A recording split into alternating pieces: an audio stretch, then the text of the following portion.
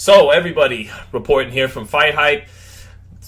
Brian McIntyre, Bomac, did some interviews during this week overseas in England as he's helping Chris Eubank Jr. prepare for his rematch with Liam Smith. And Brian did some interviews and wound up revealing that, according to him, Errol Spence has activated his rematch clause with Terence Crawford.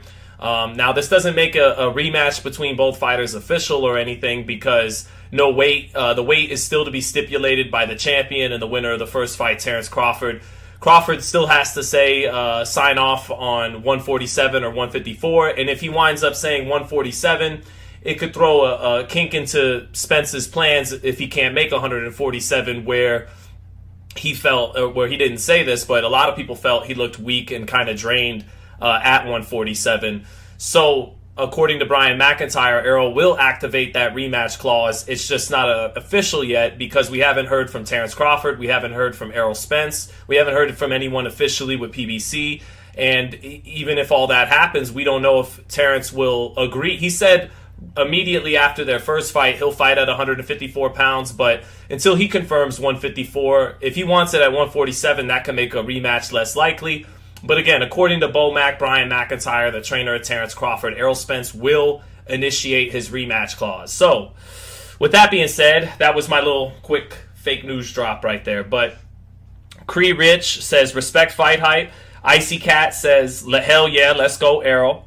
GH Sense says, Errol wants to sleep again. So, let me get into my opinion on it. This rematch clause, this rematch being activated by Errol Spence, it reminds me a lot of George Kambosos' rematch clause with Devin Haney, where I'm not even fully sure George felt he could win a rematch, but he owed it to himself and to his family, win or lose in a rematch, to take the rematch, because that kind of money in boxing doesn't come around very often. Big money like George was making for those Haney fights, and big money like Errol's making for the Crawford fights. And I understand, you know, with Al Heyman, Errol Spence could make good money fighting just about anybody, but I don't know if he could make quite this lump of cash, even if a pay-per-view does half the numbers at $300,000, $325,000, that's a lot of money.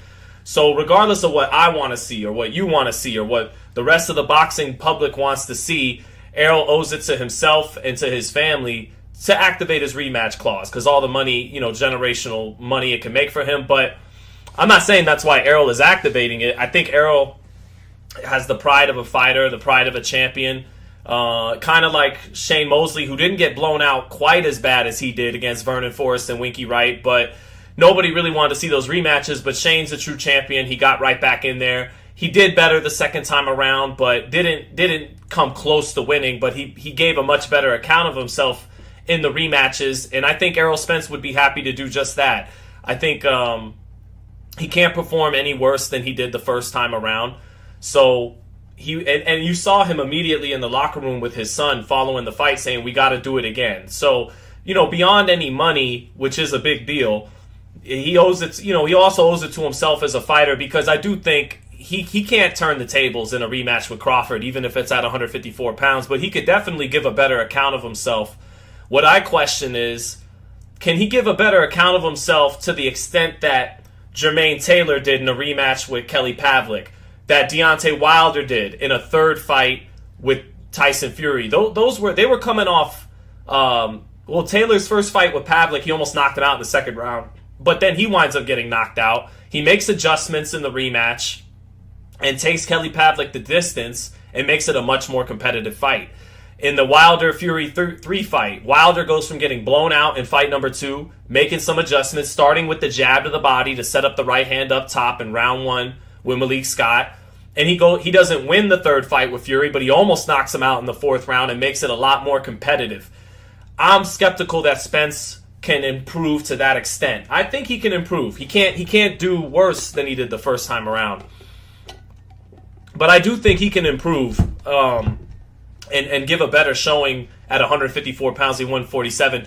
I still think he could be stopped. I still think Crawford will win this fight very decisively, and it's not really a fight I want to see a second time. I don't think most people do, except maybe Errol Spence fans. But it's going to happen in all likelihood, and I expect Crawford to win again. But I do think Errol can give a better account of himself. I'm just skeptical that he can make the kind of strides that guys like Jermaine Taylor and Deontay Wilder did in their second and third fights with Kelly Pavlik and Tyson Fury. So that's where we're at. And again, this isn't confirmed or anything because we've yet to hear Terence confirm it. We've yet to hear Errol confirm it. And then there's always a chance that even if Errol, this is true from Bomac, and no reason to question him, but even if this is official, Terence could always throw everybody for a loophole and say, I want to fight at 147 pounds, and then maybe the rematch is off.